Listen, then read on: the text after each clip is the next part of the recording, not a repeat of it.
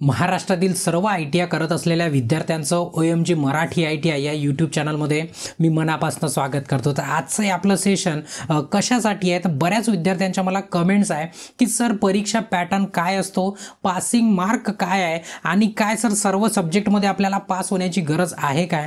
तर या सर्व प्रश्नाचे काय करू मी या सेशनमध्ये तुम्हाला चांगल्या पद्धतीने म्हणजे एक्सप्लेनेशन तुम्हाला देऊन देतो। आता जे विद्यार्थी जुने आहे त्यांना ऑलरेडी हे सर्व माहीत आहे, पण बरेच विद्यार्थी आता काय बरेच म्हणजे बऱ्यापैकी विद्यार्थी कशा आहे फर्स्ट इयर मध्ये त्यांना अजून समजलं नाही आहे की नेमकं परीक्षा पॅटर्न कशा पद्धतीने असतो। तर ते सर्व जे प्रश्न आहे ते पूर्णच्या पूर्ण काय करू याच्यामध्ये या सेशनमध्ये आजच्या आपण सोडवून देऊ। म्हणून तुम्ही काय करायचं सर्व आपल्या मित्रांना हा व्हिडिओ शेअर करून द्यायचा जेणेकरून त्यांना माहीत व्हायला हवं की नाही आपली परीक्षा येत आहे 2024 मध्ये, तर आपल्याला त्याच्या तयारीला लागायचं आहे। तर मग तयारीला लागायचं आहे, नेमका अभ्यास करायचा कशाचा, पेपरात परीक्षेत काय येणार आहे तर ते सर्व आजच्या सेशनमध्ये आपल्याला क्लिअर होऊन जाईल। पण त्यापूर्वी तुम्हाला काय करायचं आहे, जर तुम्ही चॅनलवरती नवीन असाल तर आठवणीने काय करा चॅनलला सबस्क्राइब करा आणि बेल आयकॉन दाबून ऑल नोटिफिकेशन ऑन करून द्या जेणेकरून जेव्हा केव्हा मी या प्रकारचा नवीन व्हिडिओ अपलोड करणार तर तुम्हाला त्याचं नोटिफिकेशन मिळायला हवं। ठीक आहे, तर मग आजचा आपला सेशन काय सेशन आहे की 2024 चा परीक्षा पॅटर्न काय असणार, पासिंग मार्क काय असणार, डीजीटीच्या ऑर्डरनुसार किंवा डीजीटीच्या गायडन्समध्ये नेमके पासिंग मार्क्स किती असणार आणि एखादा सब्जेक्ट जर फेल झालं तर काय पूर्ण सब्जेक्ट डबल द्यावा लागणार का आणि परीक्षेत काय प्रत्येक सब्जेक्टमध्ये पास व्हावं लागणार का। कारण तुम्हाला माहिती आहे आपल्याकडे 5 सब्जेक्ट आहे, किती सब्जेक्ट आहे 5 सब्जेक्ट, तर काय प्रत्येक सब्जेक्टमध्ये तुम्हाला वेगळं पास व्हायचं आहे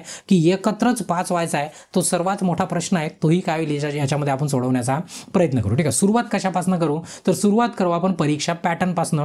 परीक्षा पॅटर्न मध्ये 3 पार्ट मध्ये आपली परीक्षा आहे असं समजून झाला। पहिलं की आपली प्रॅक्टिकल एक्झाम होत असते, कोणती एक्झाम होत असते प्रॅक्टिकल, जे की ऑफलाईन मोडमध्ये असतं। ऑफलाईन मोडमध्ये म्हणजे काय तुम्हाला प्रॅक्टिकल करून दाखवावं लागेल। मग इथे प्रश्न पडतो पोरांना सर आमचं सेंटर कुठे असणार, तर सेंटर तुमच्याच ITI मध्ये असणार, प्रायव्हेट असो किंवा गव्हर्नमेंट। आता 99% तुमच्याच ITI मध्ये तुमचं सेंटर आहे, परंतु काय होतं की काही एक्सेप्शन केसमध्ये काही प्रायव्हेट ITI ला एक्झाम सेंटर मिळत नाही, तशा केसमध्ये तुमचं गव्हर्नमेंट ITI मध्ये एक्झाम सेंटर असणार प्रॅक्टिकलचं। ठीक आहे, परंतु मॅक्झिमम महाराष्ट्रातल्या सर्व जवळजवळ 99% कॉलेजला काय मिळालं आहे सेंटर आहे। प्रत्येक तालुक्यामध्ये त्यांच्या इथे स्वतःची परीक्षा स्वतः घेतली जाते। तर ती प्रॅक्टिकल एक्झाम किती मार्क्सची तर 250 मार्क्सची ती प्रॅक्टिकल एक्झाम असते। पासिंगला किती लागते ती आपण काय करू पुढे तुम्हाला क्लिअर करून देऊ। ठीक आहे, त्याच्यानंतर दुसरी परीक्षा असतं CBT एक्झाम। काय असतं CBT एक्झाम, ती ऑनलाईन असतं। ऑनलाईन CBT म्हणजेच काय कम्प्युटर बेस्ड टेस्ट, म्हणजे तुम्हाला कम्प्युटर सेंटरवरती जाऊन टेस्ट द्यायची आहे। ती टेस्ट असणार आहे तुमची 150 मार्क्सची। किती मार्क्सची 150 मार्क्स म्हणजेच 150 मार्क्स 150 मार्क्सची तुमची काय राहील टेस्ट राहील। ठीक आहे, त्याच्यानंतर आहे तिसरी, आता याला एक्झाम नाही म्हणता येणार पण आता मार्कशीटमध्ये चढलं म्हणजे एक प्रकारचं एक्झाम झालं तर हे इंटरनल असेसमेंट। ठीक आहे, ते कुठे होतं तर ते होतं तुमच्या ITI मध्ये। कुठे होतं तुमच्या ITI मध्ये, म्हणजे तुमचं वर्षभरामध्ये तुम्ही मंथली टेस्ट किती दिल्या, त्याच्यात तुमचा स्कोर काय, तुम्ही कोणते असाइनमेंट कंप्लीट केले, किती असाइनमेंट कंप्लीट केले, किती स्कोर घेतला, तुमचं बिहेवियर कसं आहे त्या इन्स्ट्रक्टरच्या समोर किंवा तुमच्या टीचरच्या म्हणा किंवा टीचर नाही म्हणता येईल इन्स्ट्रक्टरच म्हणता येईल, त्यांच्या समोर नेमकं तुमचं बिहेवियर कसं आहे, तर त्याच्या बेसवरती डिपेंड करणार की तुम्हाला ते 200 पैकी किती मार्क्स देतील। तर हे 200 साठी पेपर वगैरे स्पेशल नाही होत, म्हणजे मंथली टेस्ट होतात, तुम्हाला असाइनमेंट देतात, तुम्ही ते असाइनमेंट सॉल्व्ह करता, वर्षभर कसे वागता, कसे बोलता, कसं काय तुमचं कार्य आहे वर्षभराचं, त्याच्या बेसवरती तुम्हाला ते 200 मार्क्स, तेही फक्त तुमच्या इन्स्ट्रक्टरच्या हातामध्ये आहे, DGTच्या किंवा कोणाच्याही हातामध्ये नाही। म्हणजे हे एक्झाम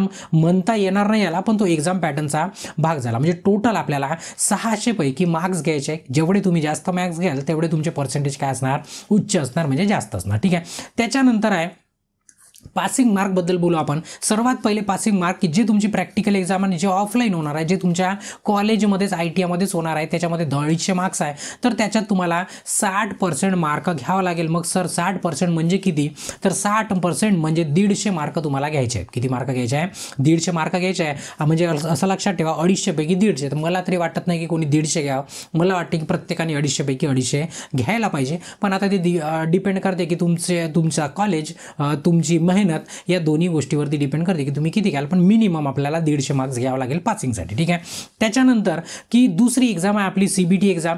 याच्यामध्ये 150 मार्क्सचा पेपर होणार आहे तुम्हाला माहीत आहे, आणि त्याच्यामध्ये 33% तुम्हाला पासिंग मार्क घ्यायचे आहे. किती पर्सेंट घ्यायचे आहे? 33% पासिंग मार्क. मग इथे सर्वात मोठा प्रश्न निर्माण होतो की सर ठीक आहे 150 मार्क्सचा पेपर आहे ना, आम्हाला 33% घ्यायचे, पण सब्जेक्ट तर आहे आमच्याकडे 4-5. ठीक आहे, आता याच्यामध्ये CBTमध्ये 4च सब्जेक्ट असतात, तर मग काय प्रत्येक याच्यामध्ये पास करायचं काय? मग एखादा फेल झालं तर मग पुढच्या वेळेस पूर्ण द्यावं लागेल का?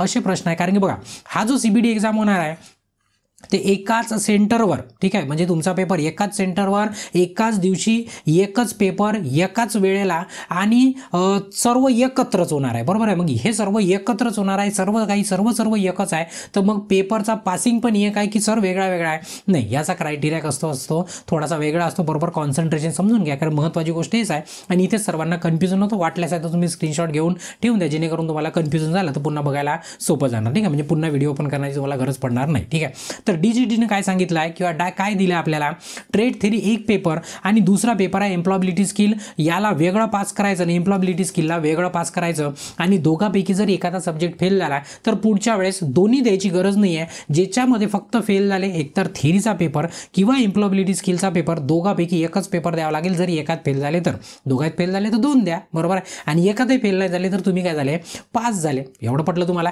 ठीक आहे, म्हणजे 2 पेपर. मग तुम्ही म्हणाल सर 2 पेपर वेगळ्या वेगळ्या दिवशी वेगळ्या वेगळ्या ठिकाणी. नाही, एकच पेपर एकाच दिवशी एकाच सेंटरवर एकाच वेळेत विषय खतम होऊन जाईल आपला. ठीक आहे, फक्त काय की ते तुम्हाला पार्टिशन दिलेलं राहील, म्हणजे सेक्शन दिलेलं राहील. पहिलं सेक्शन वेगळं आणि दुसरं सेक्शन वेगळं एकाच पेपरमध्ये. उठायची पण तुम्हाला गरज पडणार नाही. ठीक आहे, पण हा जो ट्रेड थेरी आहे याच्यामध्ये काय झाली आहे, खरी गंमत आहे की या ट्रेड थेरीमध्ये तुम्हाला वर्कशॉप कॅल्क्युलेशन पण दिलेलं आहे आणि तुम्हाला ED पण दिलेला आहे. आता बघा, याच्यामध्ये थोडंसं एक्सेप्शन असं की जे विद्यार्थी नॉन इंजिनिअरिंग ट्रेडचे आहे, नॉन इंजिनिअरिंग म्हणजे फॉर एक्झाम्पल पार्लरच्या विद्यार्थिनी आहे, म्हणजे माझ्या बहिणी पार्लरमध्ये आहे, काही शेवण क्लासमध्ये आहे, त्यांना वर्कशॉप कॅल्क्युलेशन आणि इंजिनिअरिंग ड्रॉइंग नसणार. पण इतरत्र जे उरलेले ट्रेड आहे जवळजवळ मॅक्झिमम ते इंजिनिअरिंगमध्ये येतात, त्यांना वर्कशॉप कॅल्क्युलेशन आणि इंजिनिअरिंग ड्रॉइंग राहणार. फक्त नॉन इंजिनिअरिंग ट्रेडला ते नसणार आहे, एवढं लक्षात ठेवा. म्हणजे फक्त एवढाचा बदल आहे दोघांमध्ये.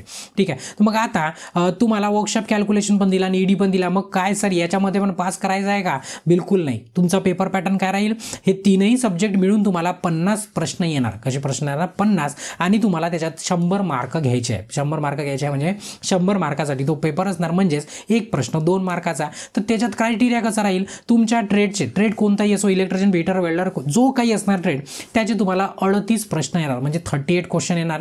मग तुमच्या वर्कशॉप कॅल्क्युलेशनचे तुम्हाला 6 प्रश्न येणार आणि इंजिनिअरिंग ड्रॉइंगचे तुम्हाला 6 प्रश्न येणार. बरोबर, म्हणजे असे टोटल मिळून किती झाले, टोटल झाले 50 प्रश्न 100 मार्कासाठी.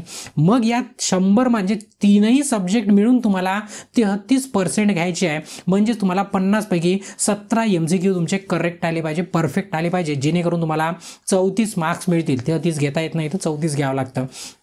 34 मार्क्स घेतील आणि मग तुम्ही काय व्हाल, याच्यामध्ये पास व्हाल. मग तरी एखाद्याच्या मनामध्ये प्रश्न की सर मी जर असं केलं की हे सब्जेक्ट सोडूनच दिले, म्हणजे अशा कमेंट आहे बरं, त्या मी कमेंटची उत्तर देत आहे, हे 2 सब्जेक्ट सोडून देतो सर, मी फक्त काय करतो, थेरीज करतो. अति हुशार आहे तू कसा आहे, अति हुशार आहे आणि तू सायंटिस्ट आहे म्हणून तुझ्या मनामध्ये हा प्रश्न आला. नाहीतर असं कोणी विचार करणार नाही. ठीक आहे, काय हरकत नाही, तुम्ही सायंटिस्ट असाल तरी तुम्हाला पास करून देणं माझं काम आहे.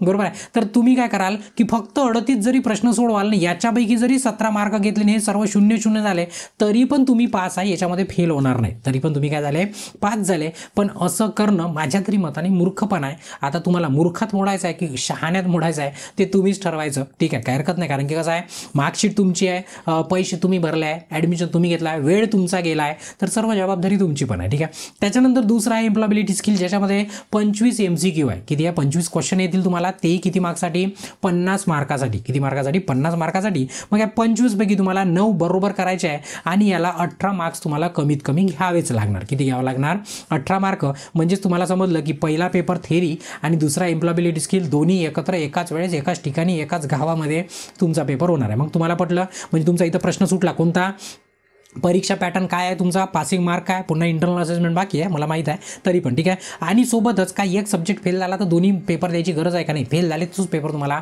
द्यावा लागेल, कारण की हा पेपर वेगळा आहे आणि हा पेपर काय वेगळा आहे. ठीक आहे, आता उरलं इंटरनल असेसमेंट, म्हणजेच 200 मार्क जे तुमच्या कॉलेजच्या हातामध्ये किंवा तुमच्या ITIच्या हातामध्ये आहे. आता हे मार्कासाठी कसे देणार तुम्हाला? तुम्ही मगाच सांगितलं, तुम्हाला काय सांगितलं की तुम्ही वर्षभर किती पेपर दिले, किती असेसमेंट सोडवलं तुम्ही, आणि सोबतच त्याच्या तुम्ही तुमच्या इन्स्ट्रक्टरसोबतचं वागणं कसं होतं, तुमचं कॉलेजमध्ये बिहेवियर कसं होतं, काय तुम्ही बरोबर येत होते, रेग्युलर होते, इरेग्युलर होते. कारण कसं आहे, इथं फर्जी छाप ITआयमध्ये ॲडमिशन करणारे खूप सारे आहे. आता त्याच्यामध्ये मी ITआयवाल्याला दोष देऊ शकत नाही, कारण ती ITआयवाल्यांची काही चुकी नाही त्याच्यामध्ये. कारण की पोरं ITआयमध्ये नाही आहे ना, काहून तर ते वडील आणि विद्यार्थी म्हणजे आई वडील जे आहे आणि जे शिकणारा विद्यार्थी आहे हाच त्याच्यासाठी जबाबदार आहे. कारण त्याला शिकायचं नाही, तो पहिले आला का प्रश्न विचारतो की सर सेटिंग जमताय का, सेटिंग जमणार का, समजायचं की तुमचं लायकी नाही. आता कसं आहे, प्रायव्हेटवाल्यांना कॉलेज चालवायला ॲडमिशन घ्यावं लागतं, त्याच्यावरती त्यांच्याकडे उपाय नाही आहे. पण तुम्ही आपल्या आयुष्याची बरबादी करताय, ते कॉलेजचं इथं काही जाणार नाही आहे, जातं तुमचंच. आता ते तुमचा विषय, वैयक्तिक विषय, मला काही टीका करायची नाही आहे तुम्हाला. कारण की मी पहिलेच सांगितलं, तुमचेच पैसे आहे, तुमचंच आयुष्य आहे, तुमचाच वेळ आहे, तुमचीच मार्कशीट आहे, सर्व काही तुमचं आहे. फक्त माझं काम आहे तुम्हाला मार्गदर्शन करणं. ठीक आहे, काय हरकत नाही. या 200 पैकी तुम्हाला 1 पासून 200 पर्यंत कितीही मार्क घेतले तरी तुम्ही पास आहे. म्हणजे कमीत कमी तुम्हाला 1 मार्क घ्यावं लागेल आणि ते कॉलेजवाले तुम्हाला देऊन देतील. म्हणजे तुम्ही 10 जरी मार्क घेतले याच्यामध्ये तरी पण तुम्ही काय झाले, पास झाले. काय झाले, पास झाले. म्हणजे याच्यामध्ये पासिंगचा क्रायटेरिया नाही आहे, DGTनी इथं काही पासिंगचं दिलं नाही आहे. तर तुम्हाला जेवढे घ्यायचे आहे ते कॉलेजवाले जेवढे देतील तेवढे तुमच्या पदरी पडतील. ठीक आहे, तर हे जेवढे प्रश्न होते ते सर्वच्या सर्व प्रश्न आता इथे सुटले असणार असं मी समजून चालतो. म्हणजे तुमच्या मनामध्ये आता काही कन्फ्युजन नसणार की 2024 मध्ये आपल्याला जे परीक्षा द्यायची त्याच्यामध्ये काय बदल होणार. जो तुम्हाला पॅटर्न दिला तशीच मार्कशीट राहील, पण मार्कशीटवर तुम्हाला वर्कशॉप कॅल्क्युलेशन आणि इंजिनिअरिंग ड्रॉइंगचा सब्जेक्टचा नामोनिशान दिसणार नाही. तुम्हाला फक्त ट्रेड थेरी, ES, तुमचं प्रॅक्टिकल, बस विषय संपला. इंटरनल असेसमेंट त्याच्यामध्ये ॲडिशनल असणार. ठीक आहे, आता हा विषय होता परीक्षा पॅटर्न आणि पासिंग मार्क्सचा. आता विषय आहे तुमच्या अभ्यासाचा. सर्वात गाढ विषय तोच आहे, अभ्यासाचा. जर तुम्हाला अभ्यास करायचा असणार तर आपलं हे जे चॅनल आहे ते मराठी आहे, OMG मराठी, म्हणजेच ओपन माइंड गुरुजीचं मराठी ITआयचं चॅनल. या चॅनलवरती तुम्हाला इलेक्ट्रिशियनची थेरीची MCQ मिळणार आणि एम्प्लॉयबिलिटीचे पण MCQ तुम्हाला इथे मिळून जाईल. प्लेलिस्टमध्ये जायचं. पण हिंदीमध्ये जर तुम्हाला अभ्यास करायचा असला तर तुम्हाला माहिती आहे आपलं हिंदी चॅनल आहे ओपन माइंड गुरुजी. कोणतं चॅनल आहे, ओपन माइंड गुरुजी.